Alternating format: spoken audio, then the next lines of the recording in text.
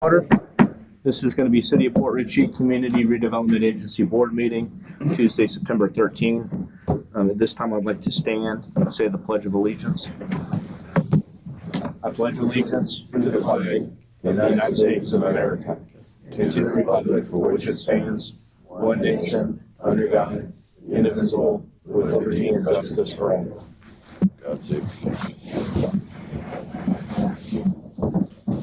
All right, at this time, Madam Clerk, roll call, please. Chairman Scott Tremblay. Here. Member Tom Kinsella. Here. Member Todd McClary. Here. Member Linda Rodriguez. Here. Member Bill Colombo. Here. City Attorney James Matthew. Here. City Manager John Duke. Here. Thank you. Looking for a motion to approve previous board minutes. Motion approved. Second. All in favor? Aye. This time we're going to open up with commentary from the general public. By show of hands, who signed up. Seeing no hands, we're going to move on to any commentary from Mr. Duke, if any. Nothing to answer. And any commentary from the board? Nothing. And at this time, we'll move on to board business. There's only one item, and that's the Cody River Landing project update. And I'm going to pass that to Mr. Duke for introduction. Thank you, Mr. Chairman. It's a pleasure to welcome Chris Martin from Ayers and Associates. I'd ask Mr. Martin to come in, give us an update. There's a number of things that Ayers has been working on, and I know they're in process. He and I talked a little bit this evening. Sounds like we may even have another update 2 weeks from now with possibility of pictures and graphs and charts and so on. But Mr. Martin, if you'd join us and bring us up to speed where we are right now. Thank you for being here. Thank you, Mr. Manager. Good evening, Mr. Mayor, council members. Chris Martin with Ayers Associates. Here to provide an update on the Cody River Landing project. So exciting that we've gotten to this point. The plans are 100% complete with the caveat of minor revisions anticipated for the to address permitting comments. All of the design elements we have discussed have been incorporated in the plans: roadway improvements, the one-way traffic conversion, pedestrian enhancements, parking, as well as the boardwalk on the north side of Treadway there. And currently we're in the permitting phase. There's 2 regulatory agencies that we are awaiting a response on, as well as the utility. First up, the Florida Department of Transportation. We have requested the omission of the right turn lane off southbound US 19 onto Cody. They have offered a preliminary approval of that approach. Southbound 19, right onto Cody there. We are attempting to abate allowing that right turn lane and making that an exit, right exit only. Can I jump in just for a second? Sure. Yeah, absolutely. I know you all talked about this a lot. I never did quite get, I wasn't around for why the rationale, why we all want to do that. A couple different reasons. I mean, not necessarily. One is just a safety I'm issue. addressing you because you're the mayor. But No. I recall this conversation. Make sure I recap it. First of all, there's a safety concern because cars turning off of US 19 onto that road are coming at a high rate of speed, and you have golf carts traffic that is coming through there. So where's the golf cart traffic coming? it's just general down there. You got golf carts and stuff going At through the intersection? Sure, because they turn in the left. Y. I know. Don't know where the golf carts are It's coming. one way, so you have to go up that way and make a left to go down. Right, and then as a one-way, you're not gonna be able to turn down there anyways, so there's safety components, but also the one-way, I think we talked about coming down, if I'm not mistaken, to where you have to head towards 19 on Cody right there, and then you would have to take a left onto Old Coast as part of the one-way. And then if we can eliminate that turn, I think one of the things we've talked about is maybe having a right-hand turn to allow people out onto 19 there, which I think they can still do now. But I think that it will alleviate some of the traffic problems. And I think the traffic study, we had a traffic study that indicated that at some point too. I don't know if that was from Ayers before, but I remember that before, yeah. That was back when. It's basically, I remember in the audience, it was basically a safety issue, as you said, Scott, from the cars coming in off of 19, there's not really a long stop there. And they were coming in, and I remember Will Dittmer was said he was there, he almost got broadsided because the car came in and almost didn't make the turn there. I think I kind of agree with that point, that it was kind of dangerous. And that was, Yes, the cars carry a lot of speed coming off of 19 at that intersection, and I think that, you know, if we're gonna have one-way traffic, it just adds a safety component, an added safety component, and I think that was not only in a traffic study that was done, I think when I first was here, when they did the one-way, because they did the traffic study into the one-way, but that was one of the recommendations, is that the plan was for future to have the complete loop, so we had already done the traffic study before we engaged AIRS, I believe. But it's always been the biggest safety issue in the traffic study, if I recall, was that turn because of the speed of the cars. How does that impact catches? I mean, I would assume a lot of your customers turn it there. No, it's the road before Catches. That's right. Catches, you can still take a right, Yeah. and that's not one way, so they'll be able to. No, you're right, I'm sorry, yeah, okay. So, and did I summarize that right? Yes, that's fine. Okay. Like I said, it's a little clarification, I've heard it brought up, and I just don't recall the discussion that led. It was before your time, I think. Well, I tended to watch a lot of them, but I tuned you guys out, well, I still do. Yeah, but you didn't get to participate. We do you too. Yeah, I know. It's reciprocal. Area. Thank you, Mr. Mayor. That was well summarized. And to add to the rationale behind that, Cody is now going to be a one-way. So vehicles traveling at a high rate of speed pulling in there, it's a safety improvement to not. Right. And Old Post off of that turn from 19 would almost be a 270-degree turnaround. So coming from 19 at 55 miles an hour would be a tight radius to navigate. So the status of the permitting, the DOT has preliminary accepted approval of that approach. We have been addressing their comments over the past month or two. There is one item that I will be submitting to Mr. Du, is a form for approval authorizing heirs to act on your behalf, submitting the formal request. So we'll get that over to you this week, Mr. Du. Next up is the Southwest Florida Water Management District, which is the permitting authority for any and all stormwater improvements. We spent a tremendous amount of effort through the design process to match the ratio of impervious area to pervious area to abate the need for a complex stormwater system within the WOD. And we have submitted the permit application to SwiftMud and are awaiting their approval. We have not received any comments as of yet. The permit has been in their permit application has been in their hands for nearly a month now, which is their time frame to respond. So we expect a update from SwiftMud this week, hopefully. Lastly, Duke Energy. Duke Energy has been given the final design plans, all of the AutoCAD files, and is currently designing the photometrics for the proposed pedestrian and roadway lighting.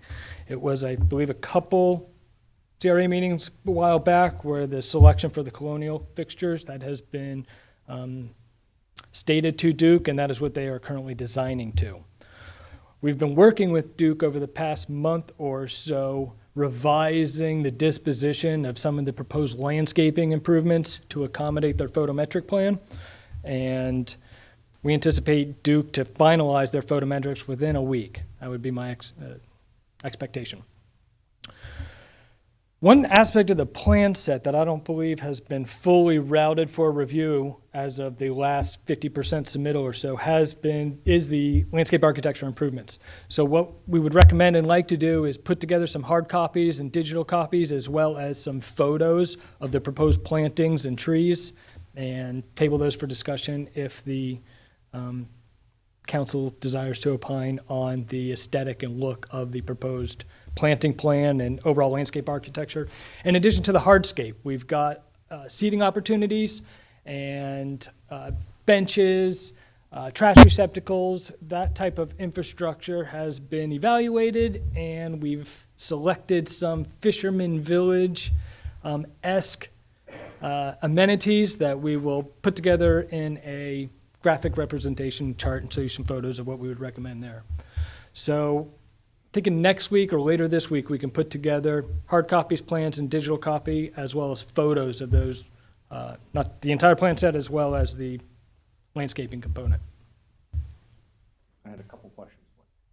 The landscaping component, when you put it together, will you also put not only the initial cost, but the cost for to keep it up? Because depending on what type of plants and what type you may have to, obviously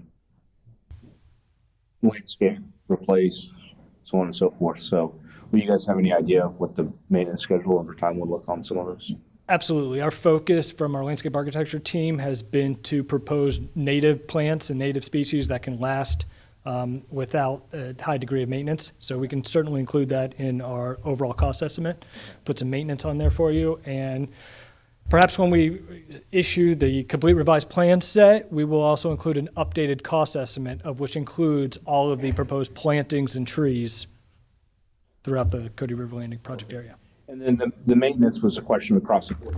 So if we have boardwalks, we have, and I know Mr. McClary addressed some of this with the materials. The average time of replacement on some of these things is going to be 10 years. Same as you have benches and other things are going to be maintenance items. Will we have just estimated maintenance costs as well? Absolutely. And then the other issue is the change to the traffic pattern. I know DOT probably gave us the initial approval.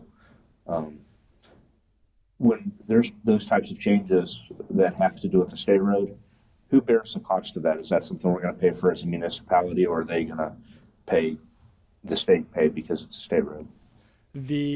Typically, the state will pay for a state road, but the one-way traffic conversion signage and striping will reside within the city limits. So I do not anticipate any improvements in the state right-of-way, on US 19 right-of-way, that the state would be willing to pay for. They'll be minimal. Yeah, but our costs will be minimal just with the striping and signs and stuff. Correct. Yeah, okay, that's what I was getting at. Okay. But the signage would be through DOT. The signage will be purchased. There will be one sign on 19 restricting, saying no right turn. So that would be the one addition.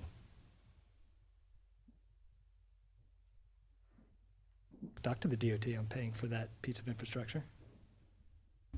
I was more concerned if they want to put, some kind of barrier there to stop the traffic from turning. That may cost a little bit of money, and I was trying to figure out if that was something the state would do. All you're getting is a no right turn sign and that's right through it. That's it. Okay. I'll stay with the sign. So they're not going to build like a curb or anything there? No, So that's just going to have to be enforced by our local law enforcement? correct. I mean, I would assume it's similar to if, you put in a business on 19 where there's a driveway, essentially you got it. But I mean, it's DOT property, but the owner of the business is gonna bear that cost. Alright. But again, it's practically just signage and striping, So so. it's nominal cost and no scale. I like the idea of getting some of the looks of the how it's going to look down there, the benches and the shrubbery and all that stuff.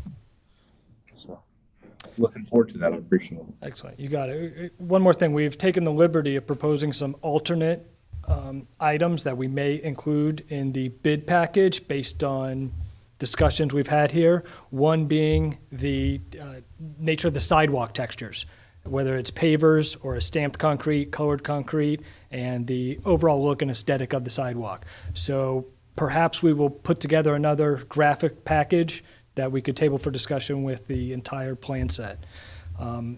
So sidewalk textures is an opportunity to comment on, as well as the timber boardwalk. We had a conceptual plan that proposed some seating areas along that boardwalk, maintained within the treadway right-of-way.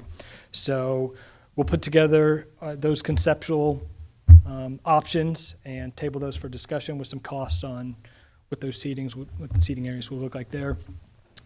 And then lastly, we have tentatively proposed some locations for some string lights across Bayview Street. It is our understanding that that may be an opportunity to have events and close down that street. And I believe it was a recommendation by one of the council members a while back that they'd like to entertain that idea.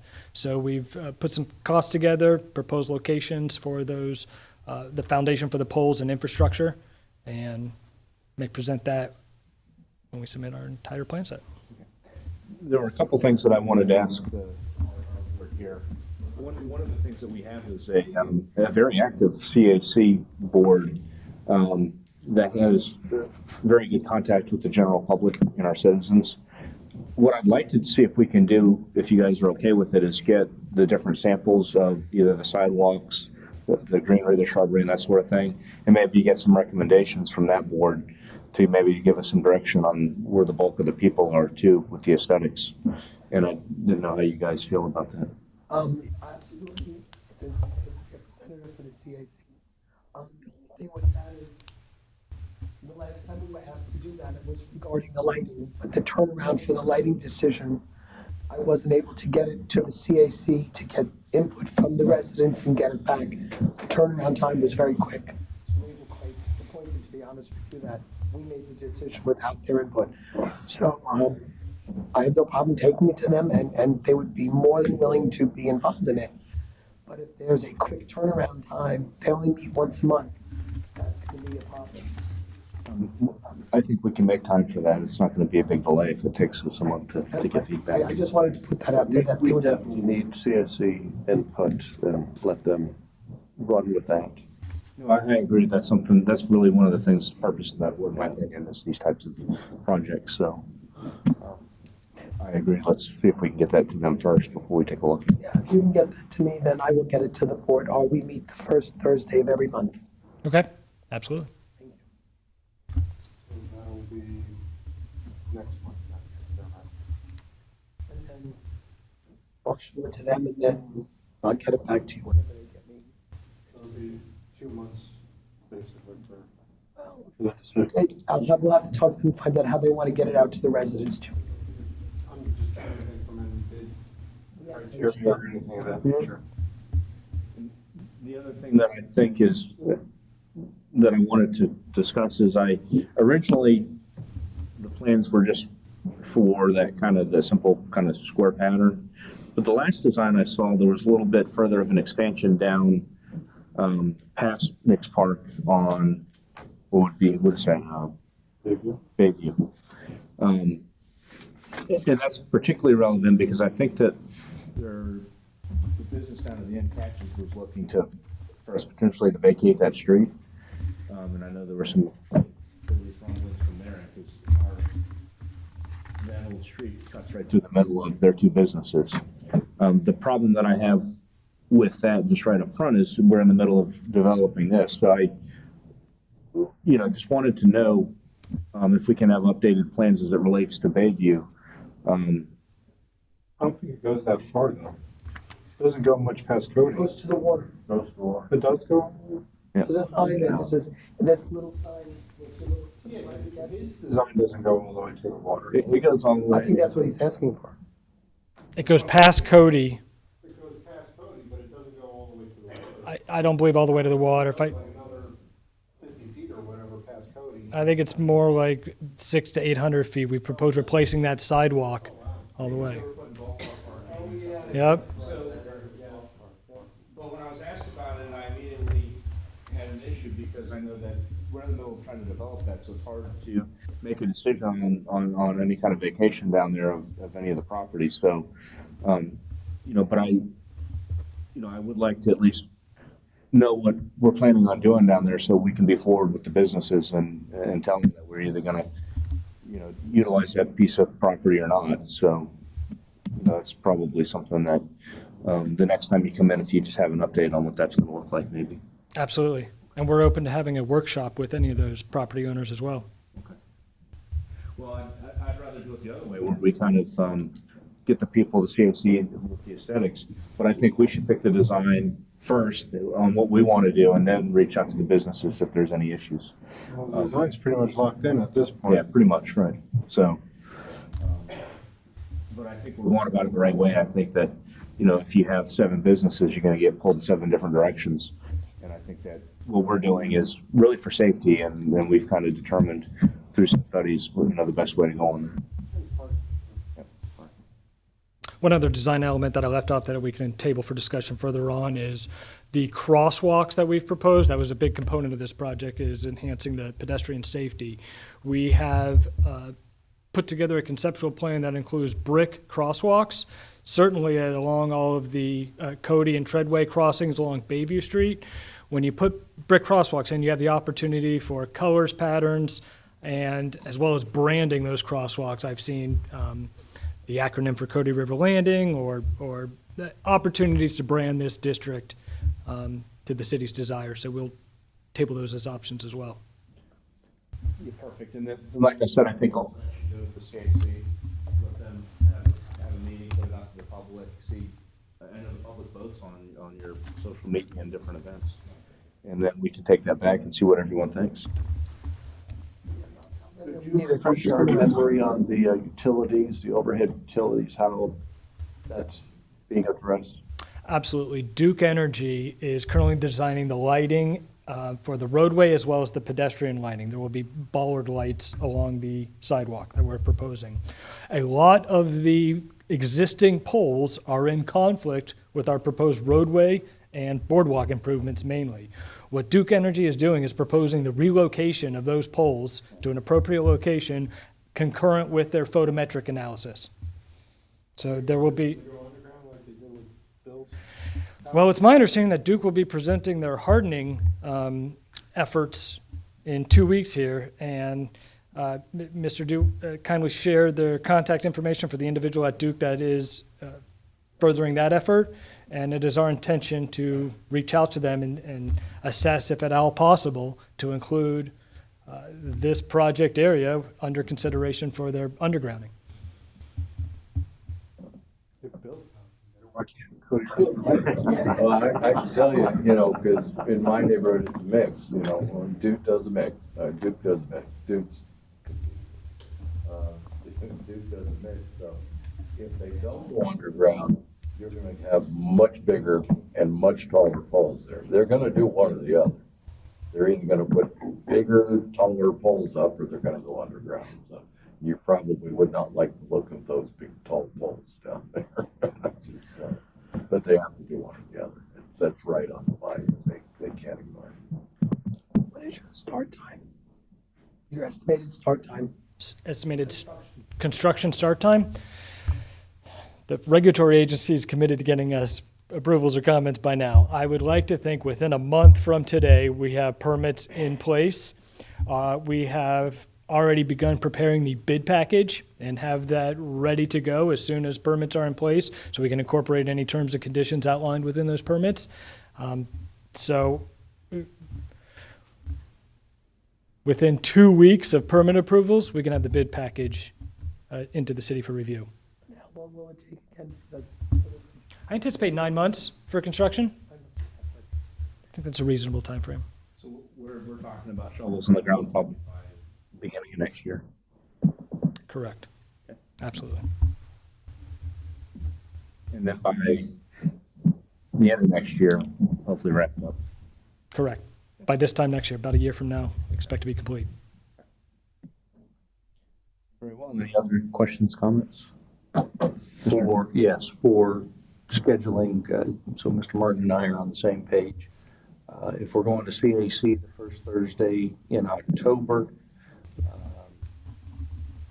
do we want Mr. Martin to come back the first council meeting in October, or does that not give CAC enough time? We need to come back the second council meeting in October. I don't want to short CAC, but the quicker I can get Mr. Martin back here, the quicker he can keep pushing forward. That's only gonna be like a 6-day turnaround. So I would think they would need a little bit more time to organize their, what we put online, and then give the residents time to get back to us. So I would say maybe the second. Second council meeting in October. that puts. I don't think the calendar. We should also call CAC back, you know, have a special meeting and call them Takes back 9 months. just before the second, council meeting, Okay. you know, and get it together. Okay. We used to be every 2 weeks, we went to every month, but I'm sure that would not be a problem. Okay. So we'll Yeah. tentatively plan on the second council meeting in October to have you come back and CAC council can then tell you what we've come up with. Excellent. Looking forward to it.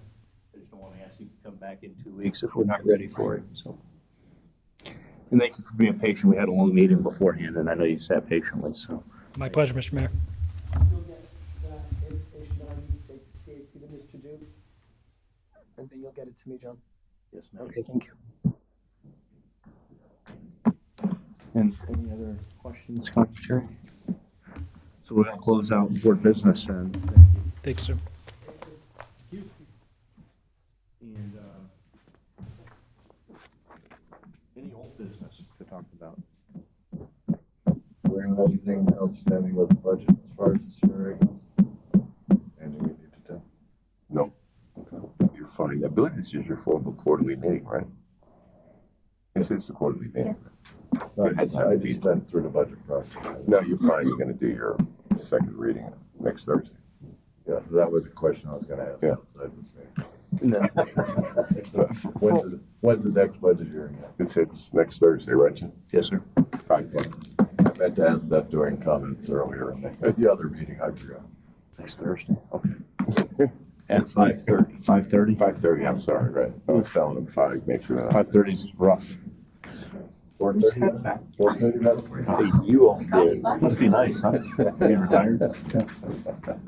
I'm not disagreeing, I'm just saying. Yeah, but not retiring. but- All right, no further old business, looking for a motion. Motion adjourned. Second. All in favor? Aye.